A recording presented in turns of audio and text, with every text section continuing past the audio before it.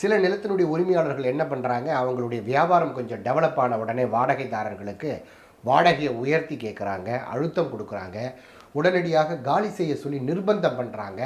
சில பேர் நீதிமன்றத்துக்கு போகிறாங்க, சில பேர் அங்கே இருக்க உள்ளூரில் இருக்கிற பிரமுகர்களை ஏவி விடுறாங்க. ஸோ அப்படி இருக்கக்கூடிய காலகட்டத்தில் அந்த வாடகைதாரர் என்ன பண்ண முடியும்? கவுண்டமணி சொன்ன மாதிரி ஐ வில் மீட் கோர்ட் அப்படின்னு சொல்லிட்டு அவர் நீதிமன்றத்தை தான் நாட முடியும்.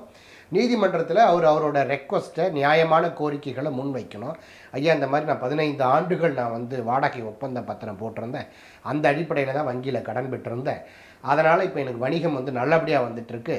இதை வந்து அந்த லேண்டுடைய ப்ராப்பர்ட்டியோட ஓனர்ஸ் வந்து தெரிஞ்சுக்கிட்டு அவர் அதை என்னை காலி பண்ணணுன்ற நோக்கத்தில் பண்ணுறார். இப்போ நான் காலி பண்ணால் எனக்கு இவ்வளவு வாடிக்கையாளர் என்னை சுற்றி இவ்வளோ பேர் இருக்கிறாங்க, நம்பிக்கைக்குரியவர் இருக்காங்க, ஸ்டாஃப்ஸ் இருக்காங்க, நான் காலி பண்ணால் எனக்கு இழப்பீடு மட்டும் இல்லாமல் வணிகம் பாதிக்கப்படுங்கிற அந்த நல்ல எண்ணத்தின் அடிப்படையில் வழக்கு தொடுத்தால் அந்த ரெண்ட்டு நீதிமன்றத்திலேயே கட்டுற மாதிரி நீதிமன்றம் வந்து வழிவகை செஞ்சு கொடுக்கும்.